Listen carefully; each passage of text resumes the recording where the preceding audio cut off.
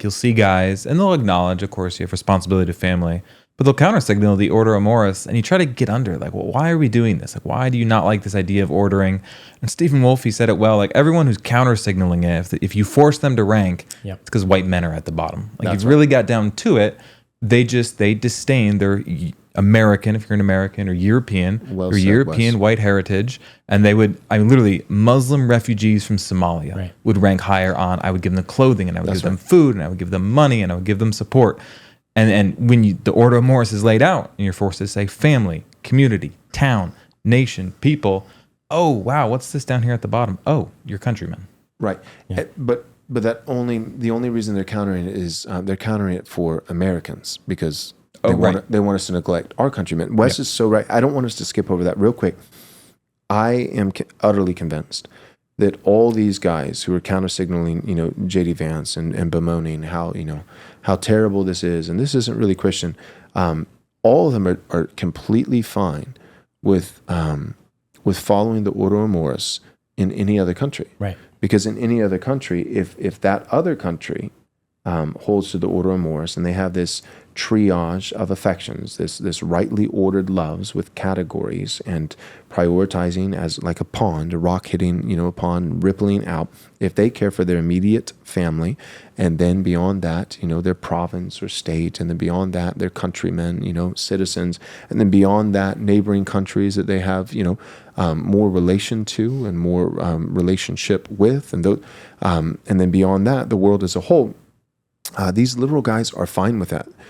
They're actually fine with the order amoris. They're fine if Uganda... They practice it? They're fine with it. They're fine with Uganda practicing the order amoris. They're fine with any Muslim country, Here in the U.S., a Korean church that's for Korean people that speak Korean, they probably love it. Oh, so beautiful, the gospel. They're fine with it. Yeah. Joel Berry loves the order amoris when it comes to Israel, so anybody, whether it's Jews or Muslims or anybody else, the reason they don't want us to practice the order amoris is because America is still, I don't know for how much longer, but currently it is still a majority white nation.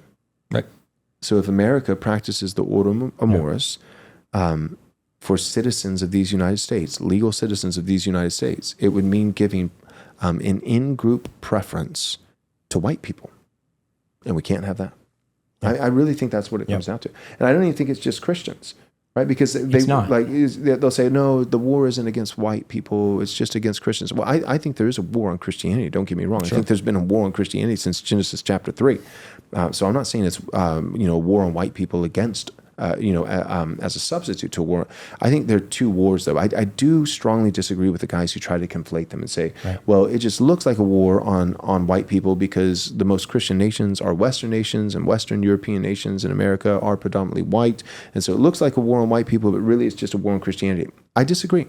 I do not think that there's a massive push against in-group preferences and loving your own and the order amoris when it comes to Argentina or when it comes to Ethiopia or when it comes to, there are other... Guatemala is 95% Christian. Right. We're not at war with Guatemala and natural affections. The world, the regime, our elites, Western elites, they're actually fine with other Christian nations doing what's best for them to where they get ahead. And because they're other Christian nations, they are Christian nations, it would mean Christians getting ahead by preferring their nation, their own people. And because those nations are predominantly Christian, it would mean the flourishing and betterment of Christians. And they're fine with it because they're not white Christians.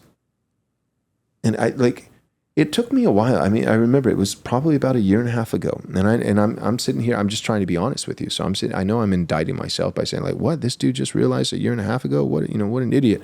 Yeah, I'll own that because I believed all these other guys that I looked up to. Were like, Joel, it's not about white people. It's just they just hate Christianity. No, it's about white people. It really is. The world hates Christ, and therefore it does hate Christians. But they also hate white people. It's both. And those are two distinct hatreds, two distinct wars. It's not one. You should not conflate it into one. You'll miss what's going on, and you'll come to some really wrong conclusions if you just say there's no global bias, animus against white people. It's just against Christians, and a lot of Christians happen to be white. That's not true. That maybe that was true, hundreds of years ago. But these days, there's more Christians in Africa than there are in the West. There's more Christians in South America than there are in the West. There's arguably more Christians, certainly on the rise, soon to be more Christians in Asia than in the West. Yep. But everybody's fine with Asia loving Asia, with Africans loving Africans, with people in South America, Brazilians or Argentinians or whatever, loving their own. They don't want Westerners to love their own. And it's not because we're Christian. It's because we're white. All right, the clock is running out. You need to go and register now for our Christ is King, How to Defeat Trash World Conference. It's happening the year of our Lord 2025, April 3rd, 4th, and 5th. That's a Thursday, Friday, and Saturday.